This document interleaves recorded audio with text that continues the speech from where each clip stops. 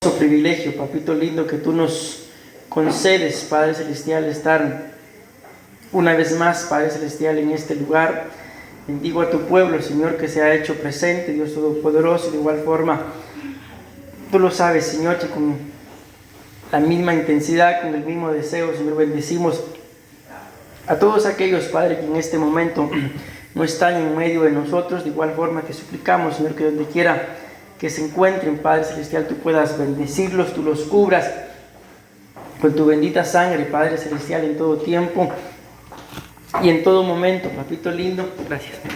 En el nombre de Jesús ahora te suplicamos, Padre Celestial, que tú puedas hablarnos, Padre bendito, en esta hora.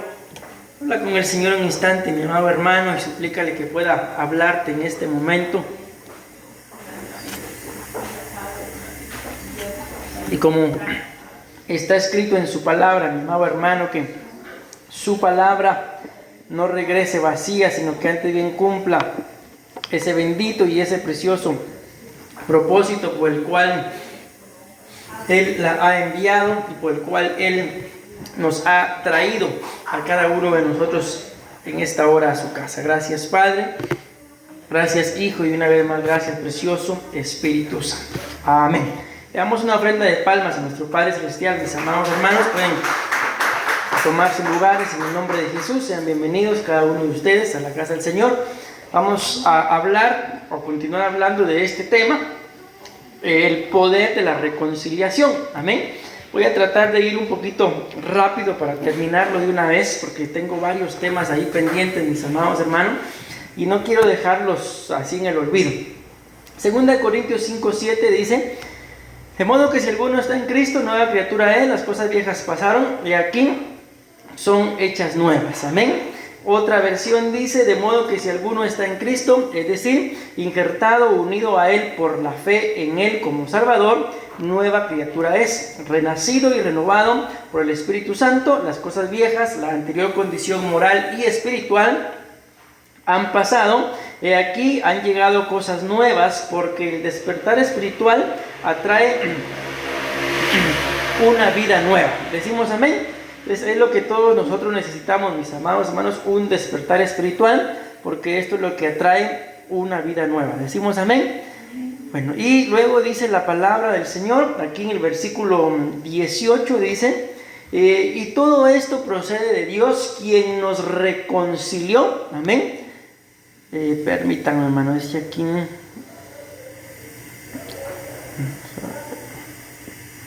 Porque quien nos reconcilió consigo mismo, dice aquí, por medio de Cristo, y nos dio el ministerio de la reconciliación. A saber que Dios estaba en Cristo reconciliando al mundo consigo mismo, no tomando en cuenta a los hombres sus transgresiones, y nos ha encomendado a nosotros la palabra de la reconciliación. Ahí lo vemos claramente, mis amados hermanos. No puede haber reconciliación si ustedes y yo estamos trayendo siempre al presente el pasado. Amén. Porque ahí lo dice, si le pusieron atención, dice acá: no tomando en cuenta a los hombres sus transgresiones. Amén.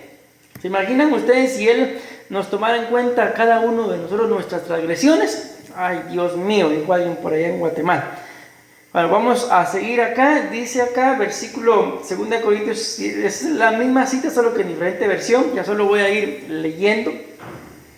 Dice: esto significa que nuestro conocimiento de los hombres ya no puede basarse en su vida exterior. De hecho, aunque conocimos a Cristo como hombre, ya no lo conocemos así. Porque si un hombre está en Cristo, se convierte en una persona completamente nueva. El pasado se acabó y desapareció, todo se ha vuelto fresco y nuevo. Todo esto es obra de Dios, porque Él nos ha reconciliado consigo mismo por medio de Jesucristo y nos ha hecho agentes de la reconciliación. Dios estaba en Cristo reconciliando personalmente al mundo consigo mismo, sin contarle sus pecados, y nos ha encargado el mensaje de la reconciliación. Ahora somos embajadores de Cristo, como si Dios les estuviera apelando directamente a través de nosotros, como sus representantes personales. Decimos: hagan las paces con Dios, porque Dios hizo que Cristo, quien nada conocía del pecado, fuera pecado por nosotros, para que nosotros seamos hechos buenos en la bondad de Dios en Cristo. Amén. Y aquí fue donde nos quedamos, mis amados hermanos, de que para que nosotros podamos ser, como lo veíamos ahí, agentes de reconciliación. Dice acá, si agentes de reconciliación, la otra decía, ¿cómo era que decía la otra? Pues no recuerdo. ¿Dónde estamos? El ministerio de la reconciliación, dice esta, nos ha encomendado la reconciliación. Bueno, para que eso pueda acontecer, tienen que haber en nosotros por lo menos 6 características, que son estas. Número 1, reconciliación por amor y gracia. Amén. En este punto vamos a hablar un poquito del amor, o sea, cómo es la reconciliación por amor. Bien, el día de hoy el Señor me estuvo inquietando durante la mañana a estudiar un tema. No sé, el Señor sabrá cuándo lo vamos a dar, según yo que era para hoy, pero no. Y vamos a hablar de la fidelidad. Amén. Y escudriñando el tema, mis amados hermanos, el amor está muy vinculado a la fidelidad. Y si ustedes se recuerdan, cuando hablamos de la sangre que brotó de la cabeza del Señor como consecuencia de las espinas, yo les explicaba ahí, mis amados hermanos, de que una de las cosas que el enemigo quería era dañarle al Señor su hemisferio derecho. Amén. ¿Por qué? Porque ahí está la intuición, amén, la comunión. ¿Y cuál era la otra? Intuición, comunión, sí, la intuición creo que era. Y la conciencia, sí, ahí está. Y al dañarle eso, entonces iba a convertirlo en una persona en el que constantemente él, Señor Jesús, ¿verdad?, se iba a sentir amenazado, señalado, y lo mencionábamos como que siempre el problema iba a estar presente. Bendito Dios, no lo logró. Amén. Y escudriñando el tema, ¿por qué les traigo esta colación? Porque la Biblia nos muestra, mis amados hermanos, como la gente que se dedica a estudiar el cuerpo, ¿verdad?, de que la fidelidad viene a ser, mis amados hermanos, lógicamente ellos lo miran desde un punto de vista físico, no espiritual, porque muchos de ellos pues ni siquiera son gente que le ha abierto su corazón al Señor. Pero la infidelidad, según lo que dicen ellos, tiene que ver con algunos tipos de daños que están en la persona y en las hormonas de las personas. Amén. O sea, cuando hay infidelidad, o sea, la persona no solamente está dañada espiritual, almática, sino que también está dañada, y es lo que más nos interesa a nosotros, espiritualmente hablando. O sea, nadie que comete infidelidad solo porque sí. Bien antes de que hubiera infidelidad, algo se le tuvo que haber dañado. Amén. Y escudriñando el tema, bien, le estoy dando ya un poquito del tema. Una de las cosas, mis amados hermanos, que sana esas áreas, tanto en el cerebro como en las hormonas, en la vida de la persona, es el amor. Entonces la Biblia nos muestra de que como consecuencia, mis amados hermanos, del amor que Dios tenía por nosotros, se hizo hombre. ¿Por qué? Porque ustedes y yo sabemos la historia del libro de Génesis, ¿verdad? La Biblia dice que plantó un huerto y en el huerto colocó a un hombre, y luego a ese hombre le dio una mujer, pero al final sabemos que Satanás en forma de serpiente se metió y lo echó a perder todo. El hombre cometió pecado, Dios lo sacó del huerto y ahí empezó una nueva creación que lamentablemente conoció el pecado. Entonces él se dio cuenta de que la única forma, mis amados hermanos, de poder vencer al pecado era haciéndose hombre. Se despojó, dice la Biblia, tanto en el libro de Gálatas como en el libro de Filipenses, se despojó de todo lo que él era y se hizo hombre. Y se hizo no solamente hombre, sino obediente. Y obediente, dice la Biblia, hasta una muerte, como la que muy pocos hombres sobre la tierra han muerto, de crucifixión. Amén. Y todo esto, ¿por qué lo hizo? Por amor. Entonces es acá, estudiando ese tema, por lo que estamos hablando acá, en donde hoy, yo no sé si le pusieron atención a la profecía, mis amados hermanos, pero la Biblia habla de un rey llamado Belsasar, de que este rey dice que tomó las cosas, miren qué tremendo lo que este rey hizo, tomó las cosas que le pertenecían al templo de Jerusalén, y un día dice que él estaba borracho, estaba haciendo una fiesta, y mandó, miren qué tremendo, a pedir, a traer las cosas con las que se ofrecía el servicio dentro del templo. Imagínense todos los utensilios que estaban consagrados para el servicio al Señor dentro del templo. Él los mandó a traer, y con esos utensilios ahí sirvió su banquete, su fiesta pagana.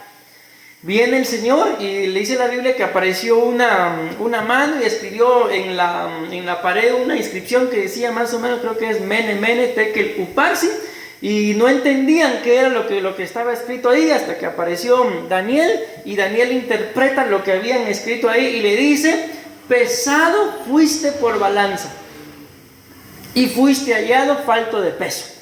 Y como fuiste hallado falto de peso, tu reino será dividido, y creo que le dicen, y será dado a los medas o a los persas, a uno de esos. Entonces, ¿por qué les digo esto, mis amados hermanos? Porque si nos pesaran el amor, hoy lo decía la profecía, ¿verdad? Y además lo dice la Biblia también, es muy probable que en esta área del amor, probablemente ustedes y yo no hayamos sido perfeccionados. ¿Por qué? Porque ¿qué fue lo que hizo el amor de Dios por nosotros? Nos desechó. ¿Qué fue lo que hizo? Según lo que estamos hablando. No se olviden del tema, por favor. ¿Qué fue lo que hizo? Nos reconcilió. Amén. ¿Y por qué lo hizo?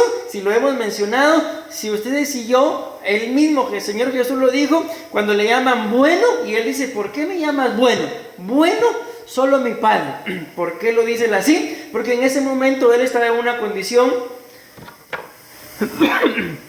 de hombre, al igual a la que estamos ustedes y yo. Entonces, qué buenos vamos a ser comparados con Él.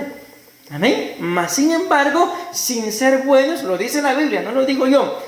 Dice: ¿quién de ustedes, dice, si su hijo le pide, no recuerdo el orden ahorita, pero lo que sí sé son las cosas, si le pide un huevo, le da una piedra, o si le pide un pescado, le da una serpiente? ¿Quién de ustedes lo hace?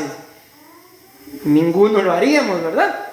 Y dice la Biblia ahí: si ustedes, siendo malos, miren cómo nos dice, pues es el Señor Jesús, no es ningún apóstol, es Jesús, saben dar buenas dádivas, porque no damos piedra por huevo, ¿verdad? Ni serpiente por pescado, cuánto más mi Padre Celestial, y lo decía mi esposa hoy, derramará de su espíritu sobre ustedes si se lo piden.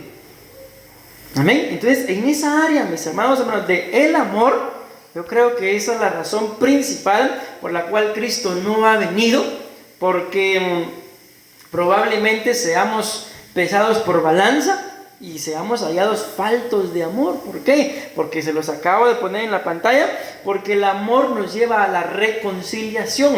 Pero cuando no hay amor, o el amor es filos, o el amor es eros, entonces simple y sencillamente tengo que recibir para poder dar, y se deja de amar.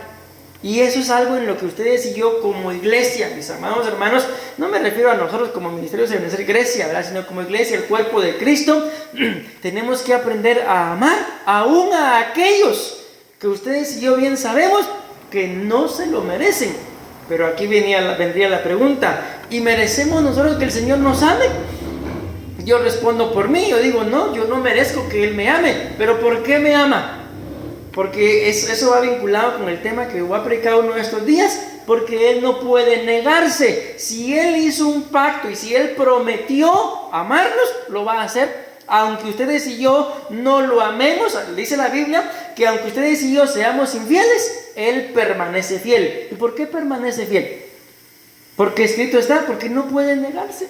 Entonces ustedes y yo como iglesia, mis amados hermanos, deberíamos de tener la misma identidad de Él, de que si Él nos amó, de la misma forma deberíamos de amar, no importando si nos aman o no nos aman. Hay un testimonio por ahí, a mí no me consta, ¿verdad?, pero solamente quiero mencionárselo, de unas personas que dicen que fueron al infierno, ¿verdad?, y que en el infierno había una persona que dice que andaba llorando. Y él le preguntaba que por qué lloraba, y el personaje dice que le dijo que estaba llorando por todos aquellos que se habían perdido, porque no porque se hubieran perdido significaba que él los iba a dejar de amar. Se perdieron, pero aún perdidos los seguía amando. Amén. Miren qué tremendo, mis amados hermanos, Repito, pues a mí no me consta, ¿verdad? Si es cierto, porque ese es un testimonio. Pero la Biblia dice que Dios no puede negarse a sí mismo. Y si Él prometió que nos iba a amar, escrito está, con amor Jehová se manifestó a mí hace mucho tiempo, diciéndome, con amor eterno te he amado. O sea, Él lo dijo, que nos va a amar con amor eterno. Amén. No el de Rocío Durcal, ¿verdad? Sino el del Señor Jesús. Y por cuanto nos ha amado con amor eterno, dice que prolongó su misericordia. Entonces, la reconciliación, si yo soy una persona de reconciliación, si yo estoy disfrutando del poder de la reconciliación, tengo que amar, mis amados. Tengo que amar, sí o sí. Y no cometamos el error, mis amados hermanos, porque eso es lo que dice la Biblia que los fariseos hacen, de que los fariseos le dan y ayudan a aquellos que saben que les pueden devolver la ayuda, le prestan a aquellos que saben que les pueden pagar el dinero, pero más bien, ¿qué es el amor? Darle a aquel que probablemente bien sepamos que no nos lo puede devolver. Entonces, ¿por qué se lo estamos dando si sabemos que no lo puede devolver? No van a decir por tonto, pastor. No, ¿verdad? Se lo estamos dando, ¿por qué? Porque ese es el amor. Amén. La Biblia dice, bienaventurado el que da o el que presta al pobre, porque en el día malo Jehová se acordará de él, y porque el que presta al pobre, a Jehová le presta. ¿Y será que no nos va a pagar el Señor? Ya nos pagó, mis amados hermanos, ¿qué tendríamos que estarle cobrando? Pero el punto de esto es de que si ustedes y yo vamos a ser agentes de reconciliación, tenemos que amar. Y aún a amar, aquí es donde se echa de ver si en realidad pues el amor es bueno, ¿verdad? Puro, al que no se lo merezca. Porque amar al que nos ama, ¿acaso no es fácil? Pero amar al que no muchito, mis amados hermanos, ahí es donde se echa de ver el evangelio.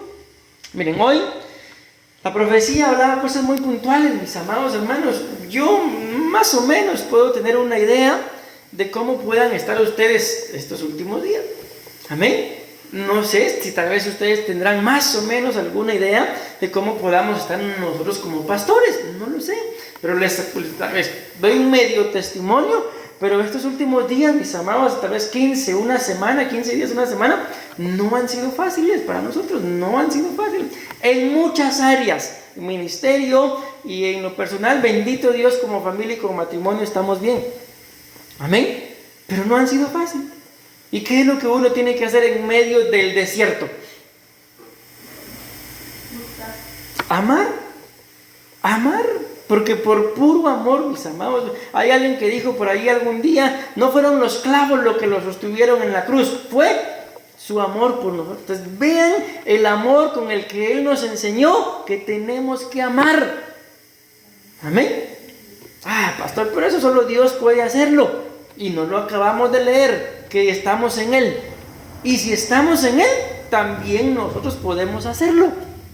Amén. Dice acá, el amor es un sentimiento intenso del ser humano que, partiendo de su propia insuficiencia, necesita y busca el encuentro y unión con otro ser. Voy a avanzar porque si no me quedo acá y tengo la intención de terminar el tema de una vez hoy. ¿Qué otra característica, qué otra gracia de parte del Señor tengo que tener? La gracia. En teología cristiana se entiende por gracia divina o gracia santificante un favor o don gratuito concedido por Dios. Les pregunto, antes de seguir leyendo, ustedes y yo le pedimos a Dios, es una pregunta nada más.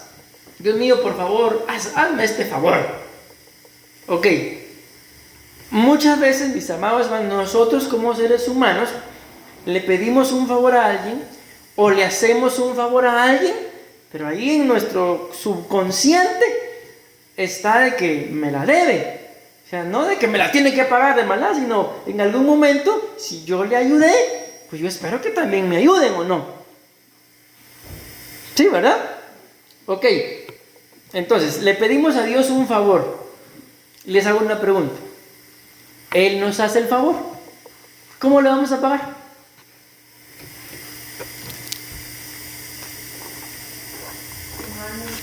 ¿Habrá alguna forma de pagarle? No hay cosa alguna, mis amados hermanos, que ustedes y yo podamos hacer para poder pagarle el amor, la gracia, perdón, el favor que Él nos hizo. Entonces les digo esto porque aquí dice que la gracia es un favor o un don gratuito concedido por Dios para ayudar al hombre, escuchen esto, para ayudar al hombre a cumplir los mandamientos, para ayudar al hombre a salvarse y para ayudar al hombre a ser santo. Pregunto, si a ustedes y a mí, en algún área de nuestras vidas, nos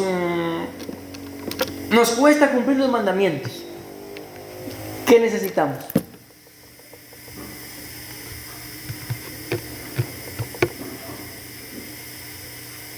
Sí me están poniendo atención, ¿verdad? Porque ya lo que les estoy preguntando ya se los dije.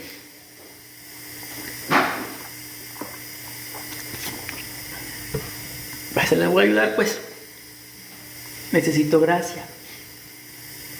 Se los acabo de leer, mis amados, no me asusten, por favor. Vean, pues, pongan atención. Gracia.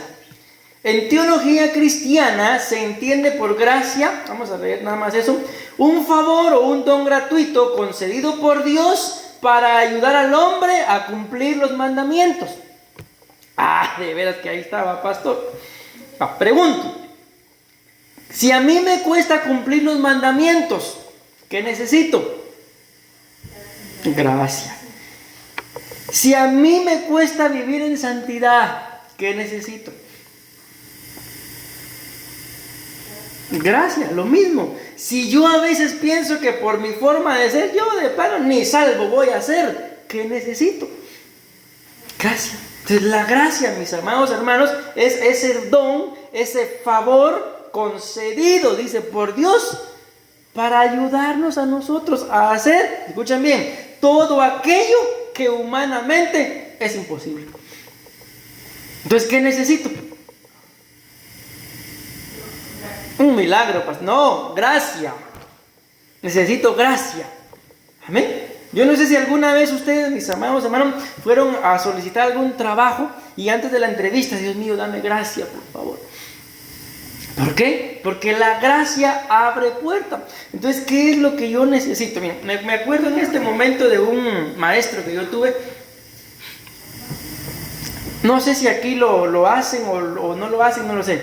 El asunto es que ya en Guatemala, para las fechas patrias, ¿verdad? Hacen eso de la candidata de la reina, del instituto, de todo eso. Y mandaban, no sé si todavía lo harán, la cosa es que mandaban a los niños, les daban a los niños una lista, una hoja con 20 números, para que los vendieran a un quetzal, y luego los llevaran y que la alumna del grado de todo el colegio que más dinero obtuviera, esa iba a ser la reina. Puro negocio, ¿no? El asunto es que en esa oportunidad nos contó un profesor que dice que llegó un niño y le dijo, cómprame números. Dice que a él, por la forma en la que el niño le dijo que le comprara números, lo enojó y no le compró nada. Pero luego dice que él siguió caminando y se le acercó una niña y dice que la niña empezó a hacérsele así, que le meneó el piecito, no sé cómo, y se le queda viendo, me compra números. Y miren, me llenó de gracia y no le compré un número, le compré toda la lista. Los dos le pidieron que les comprara números. ¿En dónde estuvo la diferencia? En que a uno lo enojara y el otro le comprara todo. En la gracia. Hay un ejemplo bíblico, mis amados hermanos, de Marta y María. Las dos le dicen al Señor la misma frase. Pero Jesús solamente fue movido cuando se lo dijo María. ¿Por qué? Porque acuérdense que Marta, aparte de que Marta significa amargura, esa Marta a la que el Señor le dice, Marta, Marta, cargada y afanada estás. Una sola cosa es necesaria y es la que escogió María, y es estar a los pies donde se va a recibir la porción que nunca nadie le podrá quitar. Entonces yo me imagino que Marta llegó y le dijo al Señor Jesús, lo que las dos le dijeron fue esto. Señor, si hubieras estado aquí, mi hermano no hubiera muerto. Las dos le dijeron lo mismo. Pero yo me imagino, imagínense ustedes a Marta. Marta significa amargura. El Señor le dice, cargada y afanada estás. ¿Cómo se la imaginan? O sea, ¿qué tipo de porte, qué tipo de persona se imagina? Yo me imagino de que ella llegó a decirle eso como un reclamo, porque la Biblia dice que lo mandaron a llamar. Jesús estaba a 2 días, dice, de distancia. Y cuando él se enteró, dice que se fue 2 días más. O sea, se fue a 4 días. Ok, y las mismas palabras llega y se las dice María. Pero ¿cuál fue la diferencia? Que yo me imagino que Marta llegó y se lo dijo cara a cara. Pero María, la Biblia muestra que a los pies vivía. Entonces probablemente cuando lo vio, se tiró a los pies y le dijo las mismas palabras. Pero le dijo las mismas palabras en adoración. La otra le dijo las mismas palabras en reclamación. Vamos a ver, no sé si esa palabra exista, pero para que haga rima. ¿Ustedes se dan cuenta la diferencia, mis amados hermanos? ¿Qué necesitamos para ser agentes de reconciliación y disfrutar del poder de la reconciliación? Gracia. Amén. ¿Y qué es la gracia? Lo vamos a resumir así. Es un don y un favor de parte de Dios que me sirve para hacer aquello que humanamente no puedo. No sé si alguna vez les habrá pasado, pero yo he escuchado a un montón de gente en diferentes lugares, mis amados hermanos. Es que, pastor, yo no siento perdonarlo, yo no siento perdonarla. Y a todas las personas les digo lo mismo. Yo me imagino que ustedes ya lo saben, que el perdón no es un sentimiento. El perdón es una decisión. O sea, yo decido perdonar o yo decido seguir amargado. Yo decido perdonar o yo decido seguir contristado. Entonces, si yo decido perdonar, pero me cuesta, la respuesta es la misma, mis amados hermanos. ¿Qué necesito? Si yo quiero perdonar, pero me cuesta, necesito gracia para poder hacer aquello que humanamente no es posible. El apóstol Pedro le dice al Señor Jesús, después de que él le está dando un ejemplo ahí, y dice Jesús estas palabras: qué difícil será que un rico entre en el reino de los cielos. Entonces Pedro dice: si eso va a ser difícil, entonces ¿quién podrá salvarse? Dijo el chapulín. Y el Señor le responde: Pedro, lo que para los hombres es imposible, para mí es posible. Para Dios es posible, pero es posible por medio de la gracia. Amén. Entonces ustedes y yo, mis amados hermanos, cuando oremos, cuando tengamos nuestros devocionales, nuestra comunión con el Señor, si no es un devocional, pero estén en donde estén, pero ustedes tienen ganas de orar, pidámosle al Señor gracia. Amén. Y la Biblia dice, miren qué tremendo esto, que donde abundó el pecado, miren que no dice hay gracia, dice sobreabunda. Y la Biblia también dice que hay gracia sobre gracia. Entonces, en donde hay cierto tipo de personas, mis amados hermanos, que vamos a decirlo así, como que a veces nos están carcomiendo el espíritu, esos no necesitan gracia. ¿Qué necesitan? Te los acabo de decir, 2 respuestas son válidas.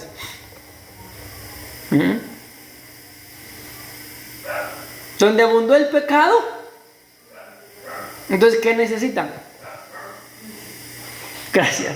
Necesitan una gracia, pero una gracia que abunde. O, esa es la otra respuesta, gracia sobre gracia. O sea, necesitan 2 gracias.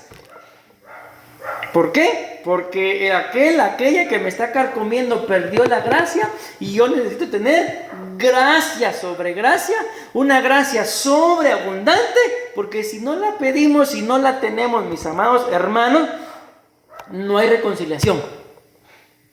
Amén. Si ustedes y yo, que yo creo que somos personas espirituales, la gloria a Dios por esos amenes, nos ponemos, allá en Guatemala se usa un dicho que dice: yo no me puedo poner taco a taco, como quien dice, igual que vos. Si nos ponemos igual al que no tiene gracia, con mucho respeto, ahí se armó una desgracia. Que si yo, mi amado hermano, soy un agente de reconciliación y alguien me está provocando, me está promoviendo algún tipo de discordia, ¿qué tengo que pedir? Gracia. Y no ponerme igual. ¿Por qué? Porque voy a dejar de ser un agente de reconciliación. Y recuérdense que se lo dije en el tema anterior, cuando hablamos de esto mismo, que el poder de la reconciliación es la salvación. Y yo no sé si para ustedes no me refiero a este lugar, a este momento, sino estar en el Evangelio hasta este tiempo, después de hace cuánto tiempo le abrieron su corazón al Señor, y permanecer hasta el día de hoy. Yo no sé si les ha sido fácil, pero yo les hablo por mí, no me ha sido fácil. ¿Y saben por qué no me ha sido fácil? ¿Alguien que se anima a responder? Ya me echó de una vez. No me falta gracia. No me ha sido fácil por los cristianos. Entonces me falta gracia para aguantarlos.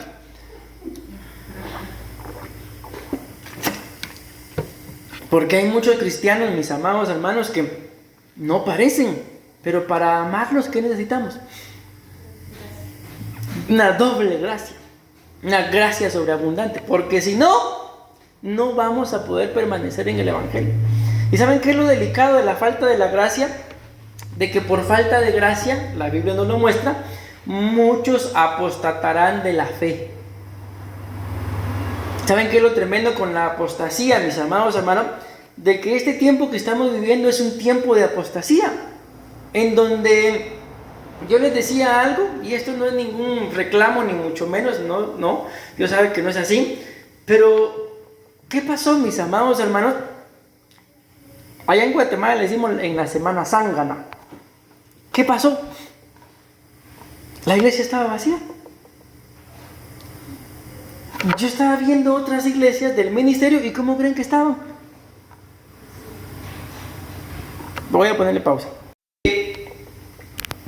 Ustedes y yo tenemos que llegar a un entendimiento de que a veces es ciertos tipos de cosas, ciertos rasgos, ciertas características me pueden estar ahorillando sin querer a apostatar. ¿Y saben qué es lo tremendo? Que el Señor, ustedes y yo sabemos que puede venir en cualquier momento. Y si da la casualidad que a Él se le ocurre venir justo cuando yo estoy con ese, no sé si sigo, la profecía hablaba hoy acerca de dudas. No sé si voy, no voy, continúo, no continúo. Y no me estoy refiriendo a venir aquí a la iglesia, al Evangelio me estoy refiriendo. ¿Será que valdrá la pena decir seguir todo esto? Yo conozco gente, mis amados hermanos, que ellos dan testimonio de que son mejores portados, personas que no tienen a Dios en su corazón, que los cristianos. Yo conozco gente que me han preguntado, pero pastor, me dice, mire si aquellos ni a Dios tienen, y mire tan felices que son. Y mire mis papás, pastor, yo lo he vivido, si me lo han preguntado, ¿y qué respuesta le puedo dar yo a eso? A estas alturas lo único que se me ocurre, y no, mis amados hermanos, ¿cómo puede ser posible? Miren, ¿saben qué nos pasó allá en Guatemala? De que habían hijos de algunos hermanos de la iglesia que querían vivir con nosotros. Si tenían a sus papás, tenían todo en su casa. Algunos se fueron teniendo literalmente todo. Y una de las primeras cosas que yo le dije, mira, te venís, pero yo no te voy a poder dar esto, no te voy a poder lo otro. Allá en tu casa, hasta de más tenía. Y prefirieron estar con nosotros a estar en su casa. ¿Qué faltaba en esas casas? Gracia. Ok, vamos a avanzar. Ahorita ya les voy a cambiar la pregunta. Ahorita ya no me van a responder gracia. Vean esto, pues, ¿qué más, mis amados hermanos, tengo que tener para ser un agente de reconciliación y disfrutar del poder de la reconciliación? Cambios. Ustedes y yo, no importa, mis amados hermanos, la edad que tengamos ni el tiempo que tengamos en el Evangelio. Siempre tenemos que estar en un cambio constante, continuo. ¿Qué es lo que dice la Biblia? De la luz de la aurora, que la senda del justo es como la luz de la aurora que va de aumento en aumento hasta que el día es perfecto. Y con mucho respeto, lo digo por mí también, pero aún no lo somos. Esa perfección, esa talla la vamos a dar cuando Él venga por nosotros y seamos transformados ahí. Pero ahorita, mis amados hermanos, si queremos ser agentes de reconciliación y disfrutar del poder de la reconciliación, tenemos que cambiar. ¿Amén? Les hago una preguntita. Díganme, piensen. ¿Habrá algo que ustedes o yo podamos hacer para cambiarle literalmente la vida a una persona?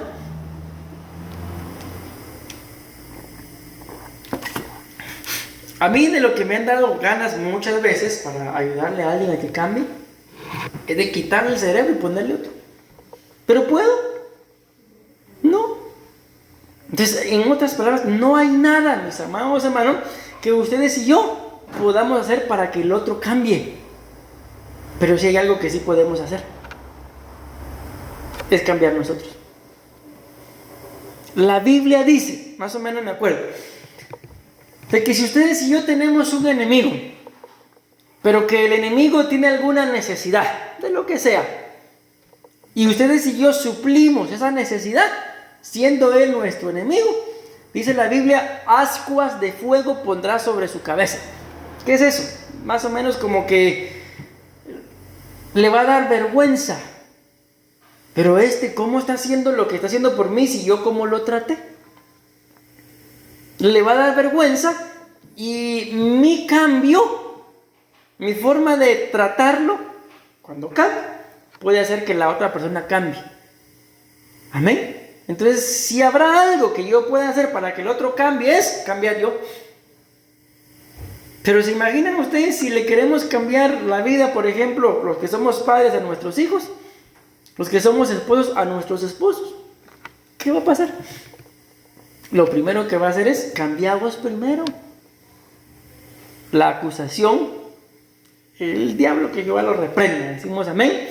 Entonces cambiar. ¿Y qué es cambiar? Dejar una cosa o situación, para tomar otra, convertir o mudar en algo en otra cosa, frecuentemente su contraria. Pero vamos a avanzar. ¿Qué más necesito?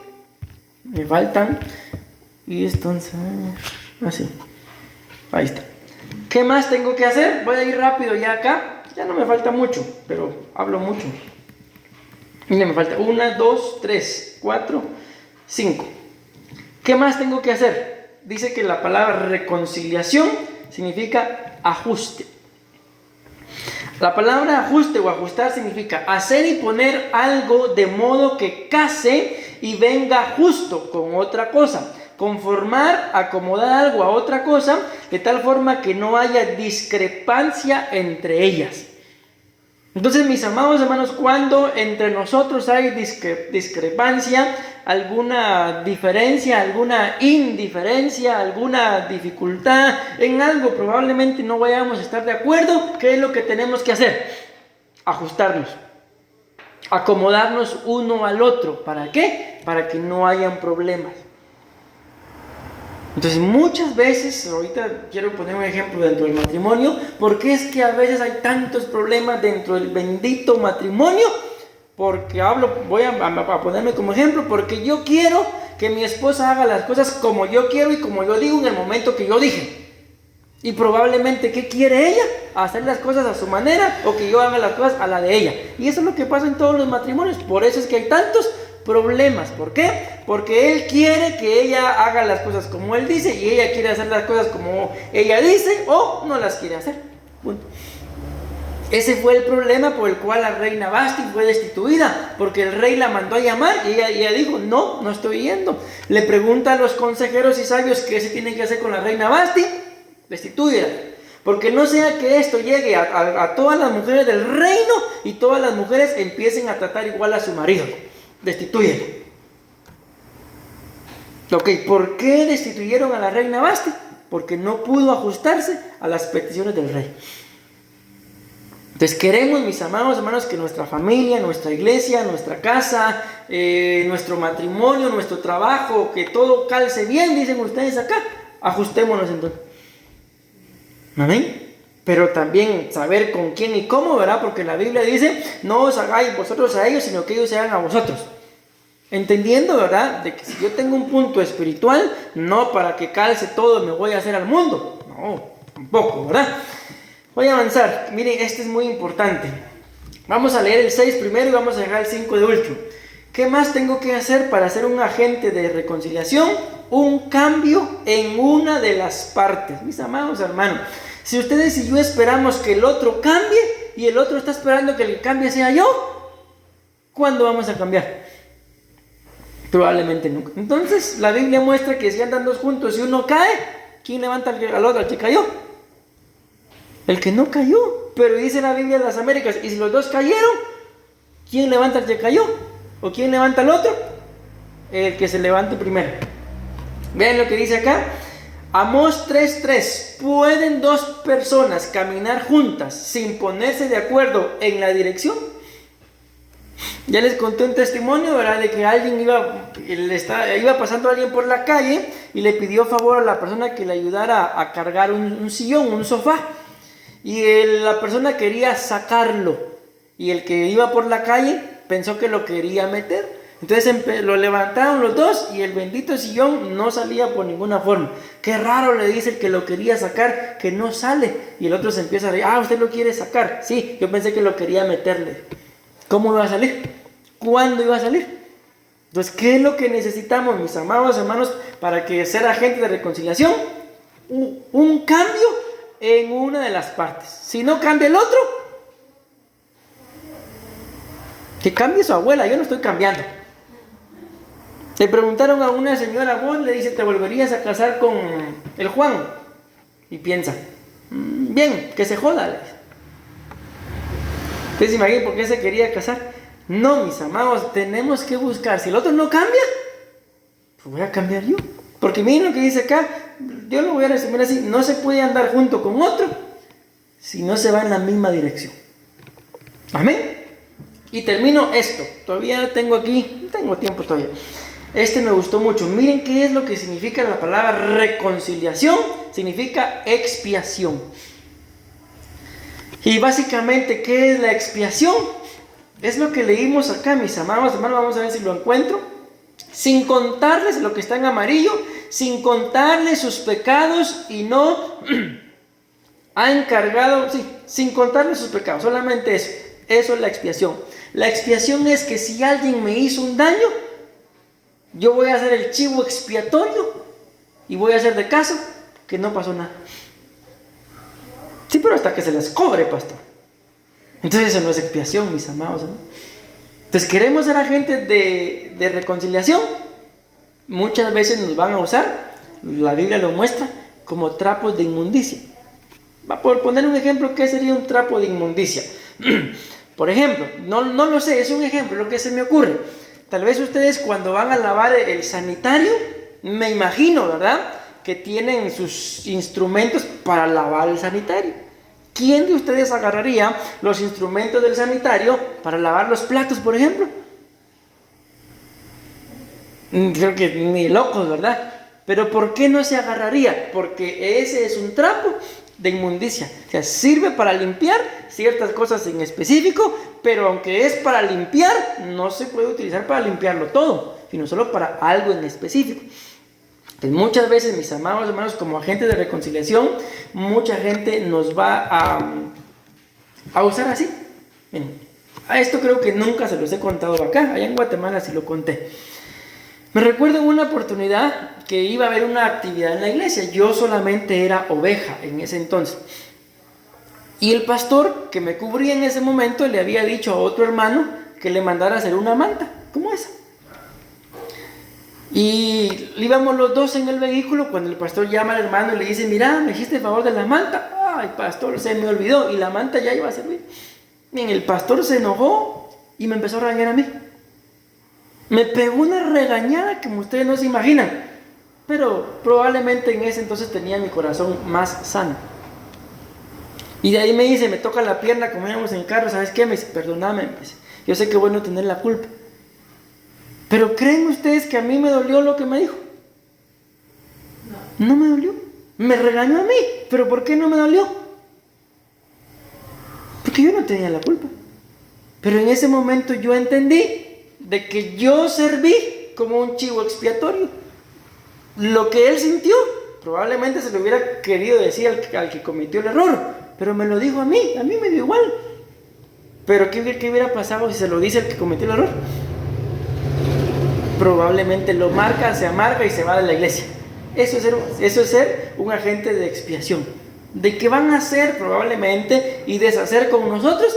Pero a mí me da igual. Pero cuando sale ahí el orgullo, el apellido, ahí sí, que ahorita vas a ver con quién se metió. No sé si han visto ustedes a gente, no me digan nada porque no sabes con quién te estás metiendo. Todos somos humanos. Amén. Ok, entonces, ¿qué es ser? Para que haya reconciliación tiene que haber expiación. ¿Qué es la expiación? La expiación es la eliminación, vean, de la culpa o el pecado a través de un tercero. El sujeto culpable queda absuelto de cualquier pena por medio de un objeto, animal, ejemplo, un chivo expiatorio o una persona, es decir, Cristo. Entonces, mis amados hermanos, si Cristo ya pagó por mis errores, ya pagó por tus errores, ustedes y yo, ¿qué le dijo el Señor Jesús a aquella mujer que dice la Biblia que la encontraron en adulterio? Bueno, el que de ustedes esté libre de pecado tiene la primera piedra, dijo Jesús. Dice la Biblia que los más viejos empezaron a ir primero y se quedó solo Jesús y la mujer. Y Jesús pregunta, mujer, le dice, ¿dónde están los que te acusaban? Y la mujer responde, Señor, todos se han ido. ¿Y qué le dijo Jesús? Ni yo te acuso, ni yo te condeno. Vete, pero por favor, no peques más. Entonces, si Él ya pagó por tus pecados, por mis pecados, ¿por qué ustedes y yo queremos achacar o estar tirando piedras? Porque ¿qué era lo que llevaban todos aquellos? Yo me imagino, fíjense ustedes, que hasta el mismo hombre con el que ella estaba adulterando llevaba su piedra. Porque la Biblia no dice que hayan agarrado al hombre. Lo que la Biblia dice que era una trampa para prender a Jesús.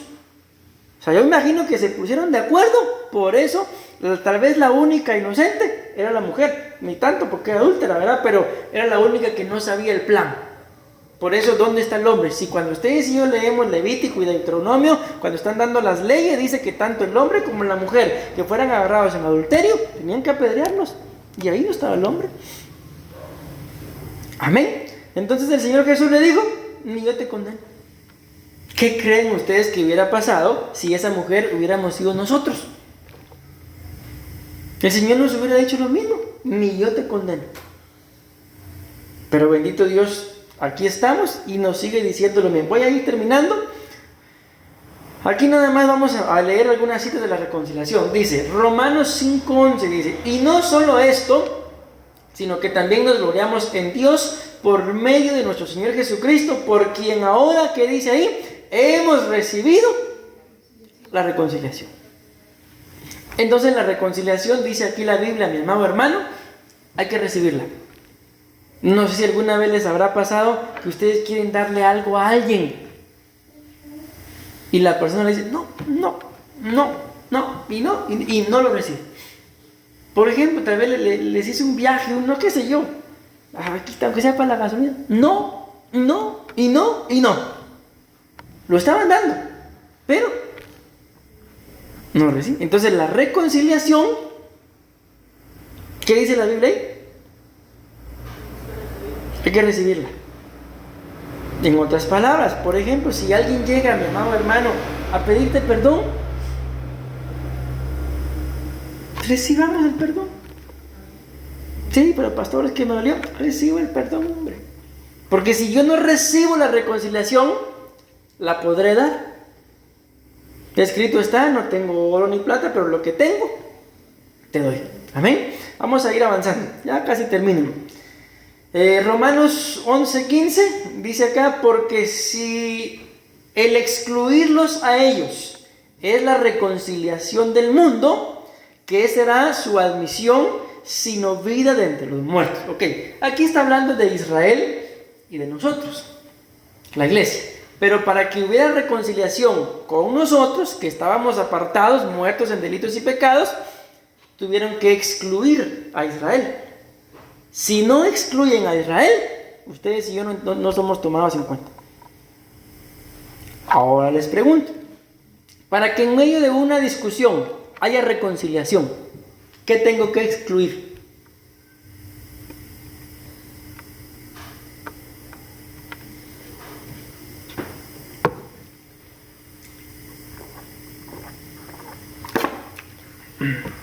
¿Sí me di a entender? ¿Me escucharon? Estamos ahí en una discusión acalorada. Lógicamente, si hay discusión, no hay reconciliación. Pero para que haya reconciliación, ¿qué tengo que excluir?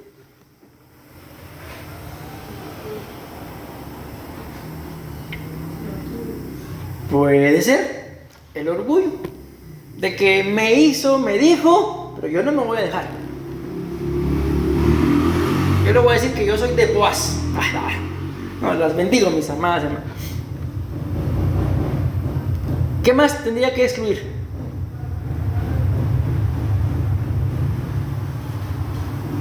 ¿Por qué empiezan las discusiones? Hasta aquí ustedes no saben nada de eso, pura pasto. Por una falta, ¿verdad? Entonces, para que haya reconciliación, ¿qué tengo que excluir? La falta del otro. O mi falta, ¿verdad? Porque tal vez la falta fue mía. Entonces, a lo que voy es de que no puede haber reconciliación si no sacamos, mis amados hermanos, de la relación la causa, el problema, la falta, el orgullo, lo que me dijiste, lo que no hiciste. Si no lo saco, no hay reconciliación. Entonces, ante alguna diferencia que no solamente las hemos tenido, estoy pensando en el matrimonio, sino que seguramente las vamos a seguir teniendo, que no se nos olvide esto. Para que haya reconciliación, yo tengo que hacer a un lado lo que el otro hizo, o lo que yo hice, o lo que yo pensaba. Si no, no puede haber reconciliación. Segunda de Corintios 5:18, dos más y termino. Dice acá, y todo esto procede de Dios. Esto ya es la base que traíamos, ¿verdad? Quien nos reconcilió consigo mismo por medio de Cristo y nos dio el ministerio de la reconciliación. Entonces nos damos cuenta, mis amados hermanos, ahí que la reconciliación no solamente es un acto, no es un momento, amén, sino es un ministerio.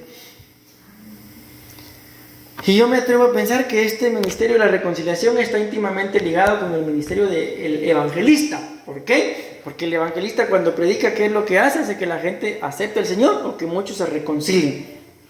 Dice acá, y con esto termino, Levítico 8:15 dice: después de matarlo, Moisés mojó un dedo en la sangre y untó un poco de ella en cada una de las 4 esquinas del altar de bronce. Antes de derramar el resto, miren, pongan atención a eso del altar de bronce, porque cuando ministremos las ofrendas vamos a hablar un poquito del bronce. Todavía tengo tiempo. Antes de derramar el resto al pie del altar, esto purificó el altar y lo convirtió en un lugar apto, dice acá, para ofrecer el sacrificio por el pecado. Pero esa frase, convirtió en un lugar apto, dice que fue un lugar de expiación y un lugar de reconciliación. Pero ¿qué fue lo que tuvo que hacer primero? Dice acá, déjenme ver, después de matarlo. ¿Qué fue lo primero que tuvo que hacer para que aquel lugar se convirtiera en un lugar de expiación y reconciliación? Morir. Tuvo que haber una muerte. Entonces, mis amados hermanos, ustedes y yo lo vimos desde el primer día. Si no hay un problema, pues no puede haber reconciliación. Pero en donde hay un problema tiene que haber reconciliación. Pero para que el problema desaparezca y venga la reconciliación, tengo que morir. Pastor, pero ahí dice matarlo, no dice morir. Mejor lo mato. No, tengo que morir. Amén. Y entonces ahí dice que después de eso derramó la sangre, ¿verdad? Esto purificó el altar y lo convirtió en un lugar apto, un lugar de expiación y un lugar de reconciliación. Entonces, en tu casa, en mi casa, en tu trabajo, en tu negocio, en la iglesia, tiene que convertirse en un lugar de expiación, en un lugar de reconciliación y no un lugar de división, mis amados hermanos. Aquí, bendito Dios, pues yo no veo que haya problemas entre ustedes y los de este lugar. ¿Por qué? Porque no hay nadie, ¿verdad? Pero no puede ser así, mis amados hermanos, que a los de aquí o a los de acá y en la misma iglesia. No, esta casa tiene que ser un lugar de expiación, un lugar de reconciliación. Tu casa, ahí donde tú vives, tiene que ser un lugar de expiación. Te la voy a poner un poquito más difícil. Tu cama. Probablemente algunos duerman solos, ¿verdad? Pero ¿y los que no duermen solos? Ese tiene que ser un lugar de reconciliación. La mesa donde comemos, mis amados hermanos. Yo he notado de que hay muchos hogares de que la mesa es el lugar en donde más problemas hay. Tu mesa y la mía, bueno, ahorita no tenemos, pero ya casi. Tiene que ser un lugar de expiación. Tiene que ser un lugar de reconciliación. ¿Decimos amén? ¿Me di a entender? Menciónenme una de las 6 cosas que les mencioné para ser un agente de reconciliación. Una. Ya sabía que me iban a mencionar la gracia. Con eso que tengamos, mis amados hermanos, a mí el que más me llamó la atención de todos fue este. Bueno, 2. La expiación y un cambio en una de las partes. Amén. Expiación, bueno, hizo y deshizo, pero la voy a perdonar. O si él no cambia, si ella no cambia, tú voy a cambiar yo. Amén. La Biblia dice, y termino con esto hablando del matrimonio, de que la mujer que se santifica a su esposo, aún siendo el esposo un impío, aún siendo la esposa una impía. ¿Ven qué poder tenemos? Pero bueno, en el nombre de Jesús espero yo que podamos disfrutar, mis amados hermanos, de el poder de la reconciliación. Respóndanme esto, y si no me la responden empiezo otra vez. ¿Cuál es el poder de la reconciliación? Les voy a dar un tips.